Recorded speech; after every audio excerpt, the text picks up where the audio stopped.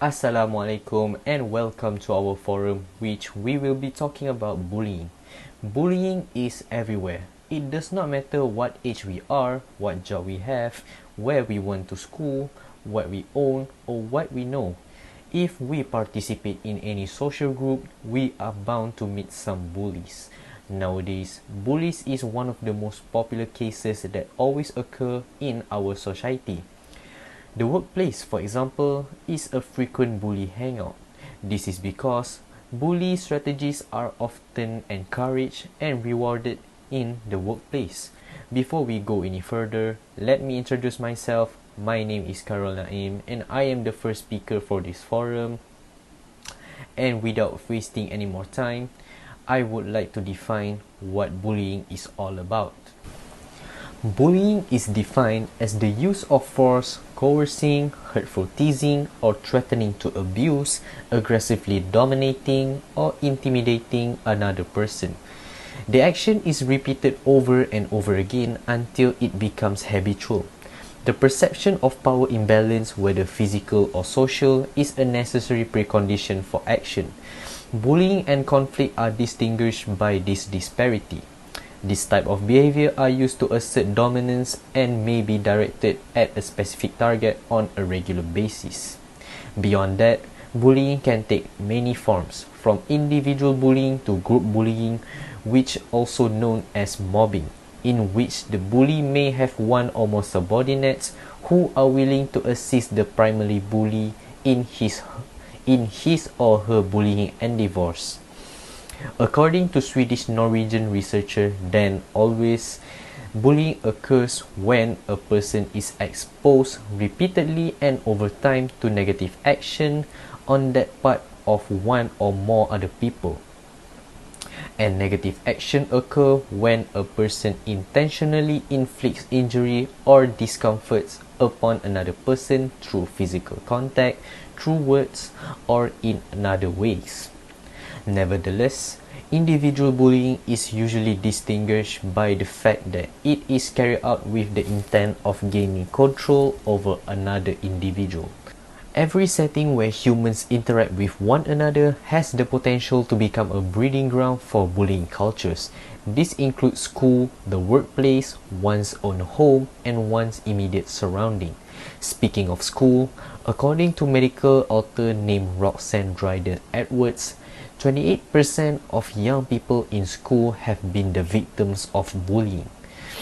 Teachers often underestimate how much bullying is occurring at their schools. Parents are aware their children is being bullied only about half the time. Contrary to popular belief, bullies who have never been bullied themselves are often found to have rather high self-esteem and not to be social climbers. Not only that, but bullying can occur in person or online, most commonly through the use of various digital platforms and devices, and it can be visible or concealed. It is possible, on the other hand, that those involved as well as the bystanders who witness the incident will suffer from short, medium, and long-term consequences as a result. Now, let's move on to the types of bullying. Basically, there are a lot more to bullying than meets the eye. For example, many people used to believe that bullying only consisted of physical bullying and name-calling.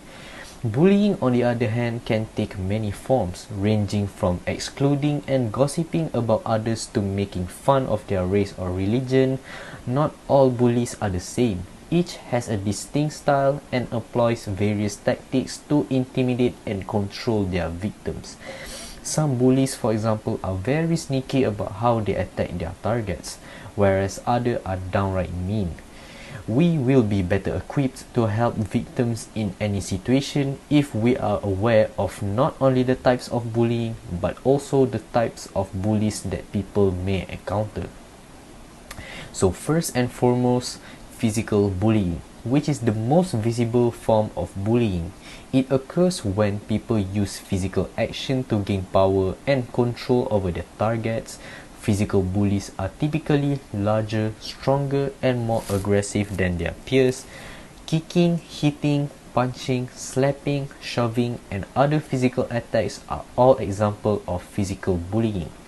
Physical bullying, unlike other types of bullying, is the most obvious. As a result, it is most likely what people think of when they think of bullying.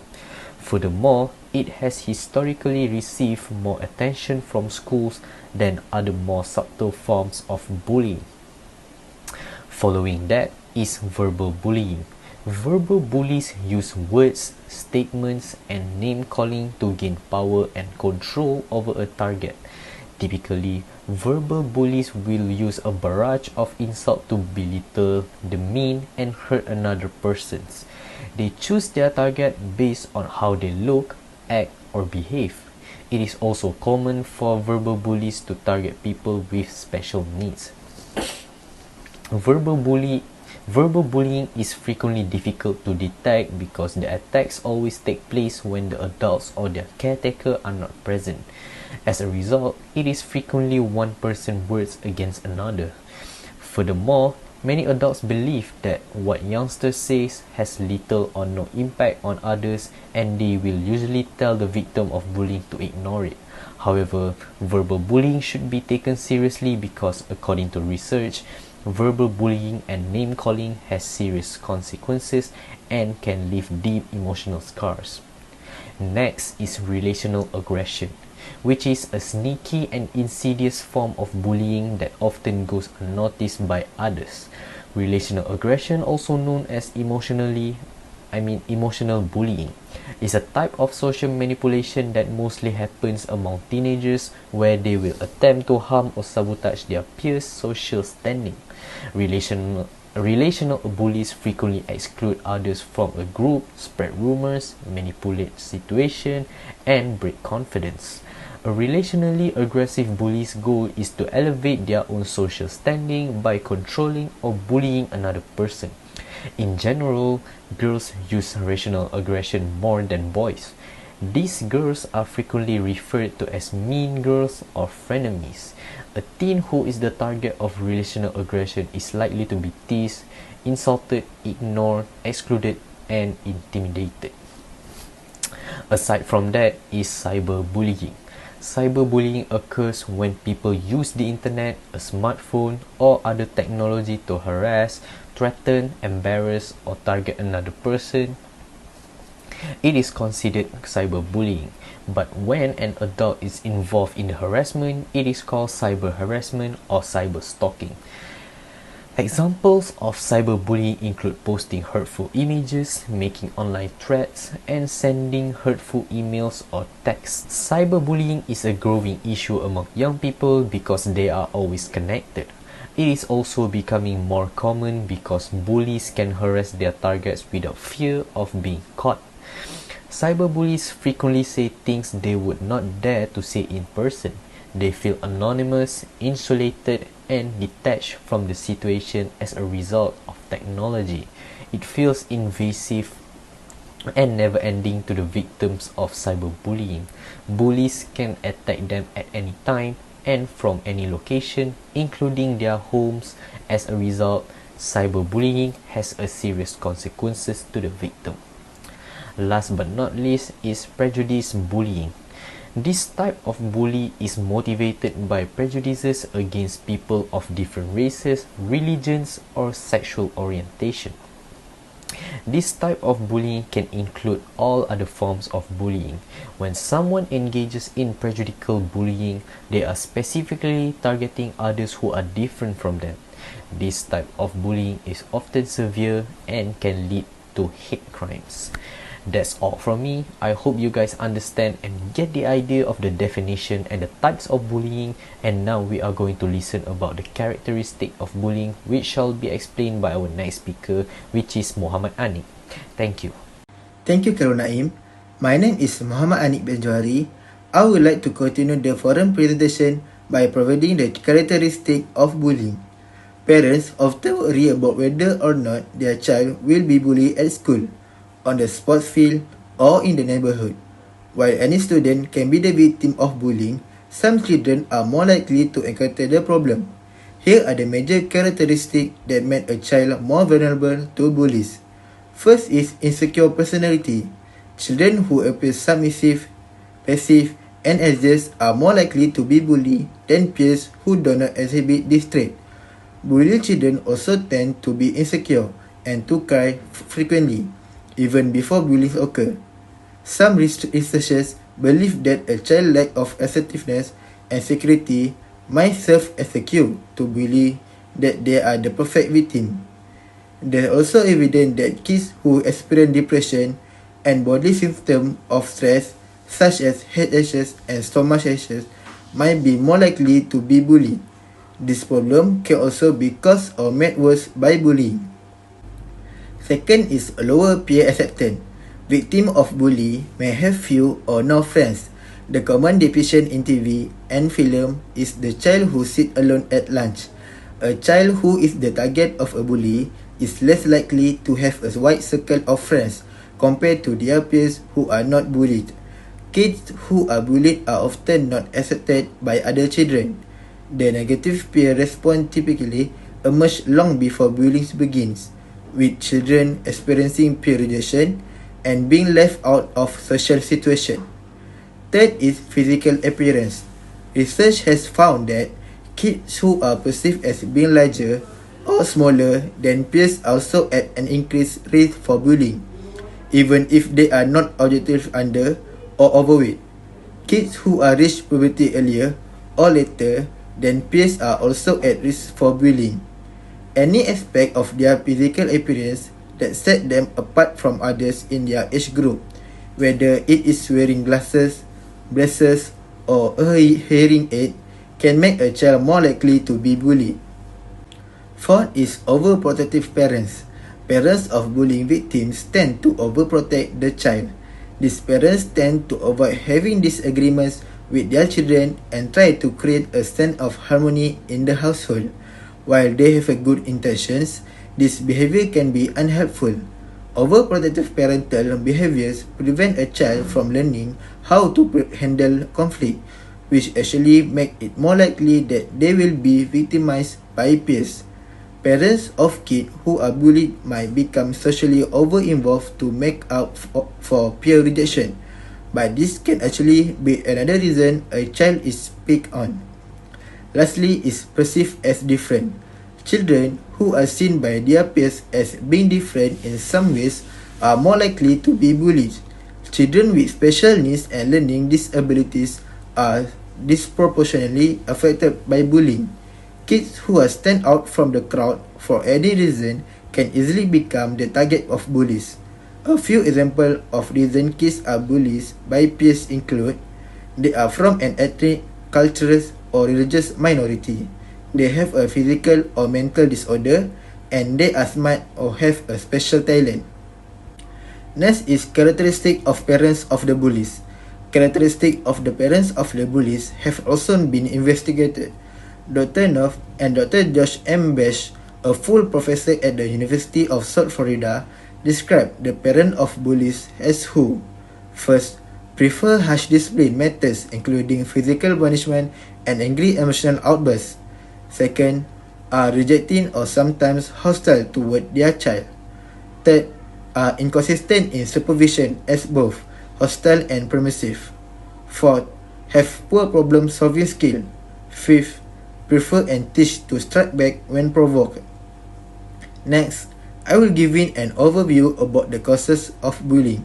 The first thing that causes bullying to happen is bullying begets bullying, which means the person who bullies others might face the same by someone else.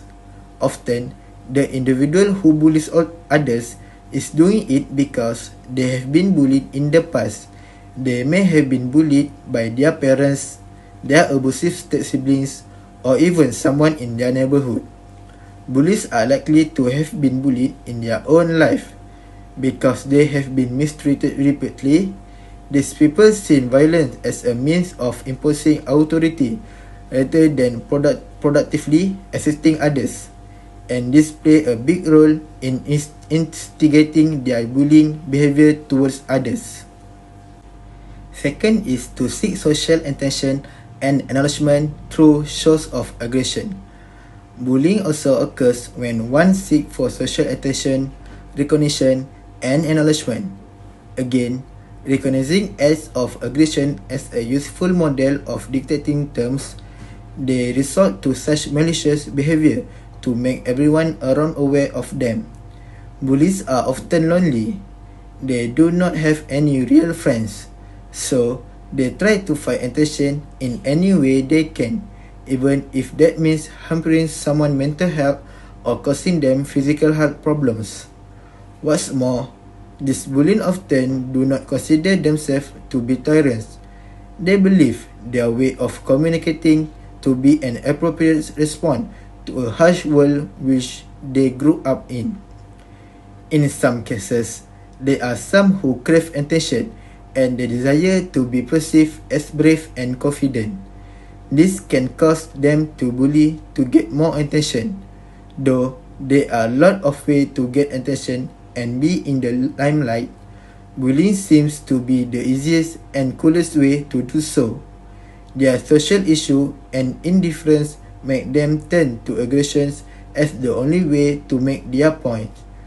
Besides that, they commit such bullying activities as well to maintain popularity. Being admired and catered to can give a person a sense of superiority. Ones who feel superior must have, by definition, others who are inferior to them. To maintain that position, a bully will need to ensure that those around them are giving them the attention and deference they believe they deserve. Third is the person who bullies may be frustrated or envious of whom they are bullying. Bullying also happens if the person who bullies is envious or upset with someone in particular. It could be someone who gets the best grades, someone is always at the center of attention, or someone who performs well in sports or extracurricular activities. The fact that this individual possesses specific characteristics that help them excel is what a bully wish they had. But because they do not, they look to undermine the other person's skills with acts of aggression only to level the playing field. Another possible cause is the person bullying is ashamed by their low intellect or lack of ability to succeed in whatever they try. They get frustrated by their failure and resultantly take it out on the other person with acts of aggression.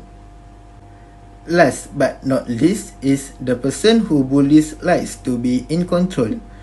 Individuals who have a habit of pushing others around or ill-treating them are driven by power and control. They take joy in hurting other people and showing them who is the superior among the two. They even believe that they wield a special kind of power to make others cower in fear and forcefully prove their worth. These bullies lack empathy, understanding, imagination, and often suffer from lack of self-worth. And when they see others getting their fair share of acknowledgement and respect, they get insecure and turn towards their aggressive nature to take control. Now, we will move to the third speaker, which is Nurul Nabilah. Assalamualaikum and good day to my lecturer, Madam Zaira, and my fellow classmate. My name is Nurul Nabilah Binti Rozallani. So, after we listen to Mohamad Aniq explain about the characteristic and the causes of bullying, now I will continue the forum with the effects of bullying. Bullying is a major problem for children, which is particularly vicious because it is often directed repeatedly towards a victim who is unable to defend themselves effectively. It is hard to deny that bullying gives a serious negative impact on the victims. Beyond the immediate trauma of experiencing bullying, victims are at high risk of later physical and emotional disorders. Bullies are the generators of this trauma and suffer poor long-term effects as a result of their participation. The negative effects of being bullied and being a bully are clear. Experiencing and even witnessing bullying can lead to serious short-term and long-term negative effects for all the involved parties. Professor Dan Owell stated that bullies are characterized as antisocial, aggressive, and impulsive. They usually present a low anxiety, insecurity, and lack of empathy. Bullies are likely to have a higher acceptance of violent and aggressive behaviors. He also found that adults who have suffered from bullying as children were more likely to develop anxiety, depressions, and low self-esteem.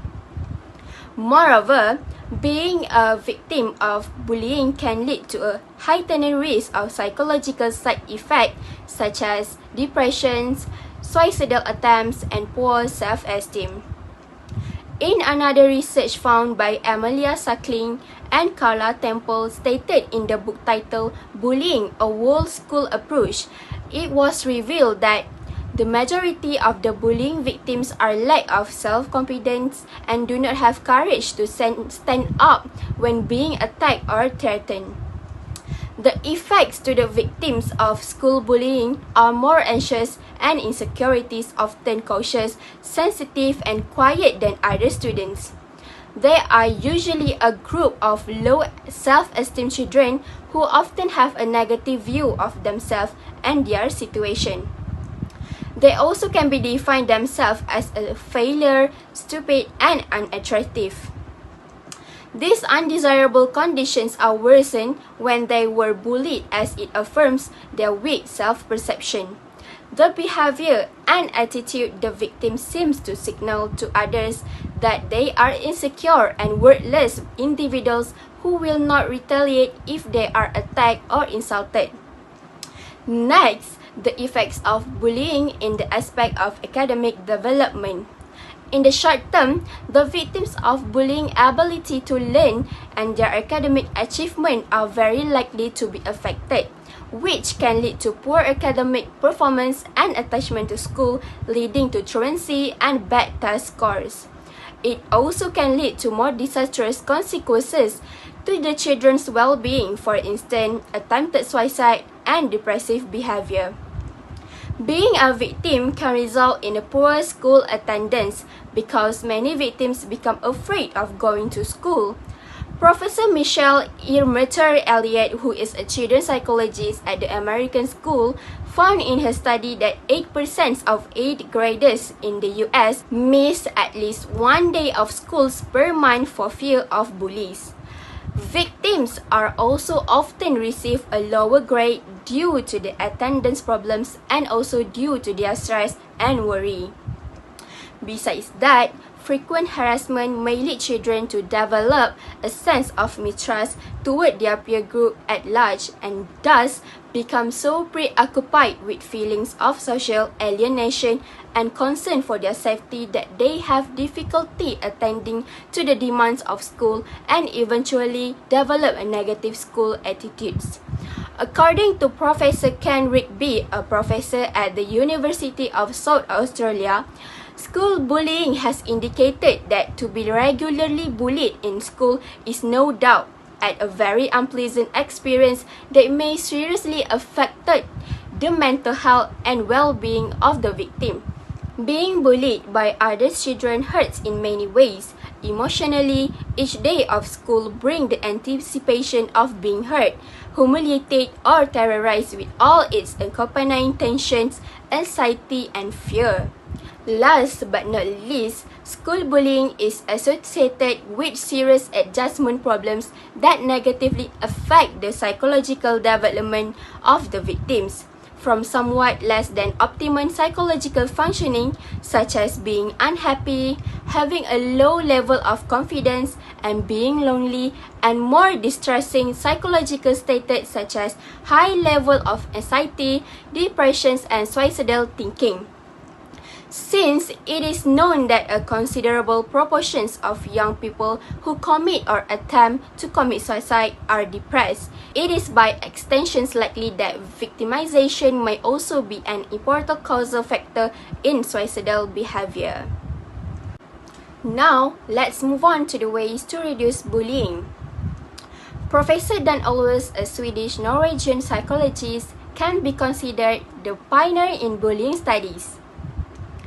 Since he started his research on bullying in Norway in the 1980s, for more than 3 decades now, bullying has been widely recognized as a societal problem.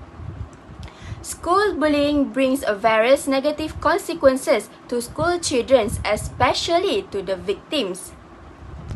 Based on the article School Bullying written by Salmi Ahmad Sudan, who is a Professor Doctor of Philosophy in the International Islamic University Malaysia, bullying is a major problem that must be addressed in an integrated manner by parents and teachers, supporting the State Education Department and Ministry of Education. Each of them need to interact effectively and professionally and did not allow emotion to disrupt the process. In schools, bullying must be identified at the micro before it spreads to the macro level. Schools have to plan programs that nurture students from various ethnic groups because of the unhealthy activities such as bullying can affect inter-ethnic relations in schools.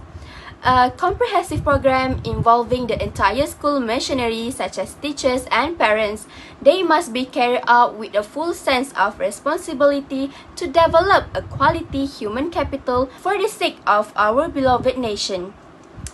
Professor Michelle Emerter Elliott, who is a child psychologist at the American School, she suggests that schools should include lessons on self-assertiveness in their school based on bullying interventions, especially for the victims.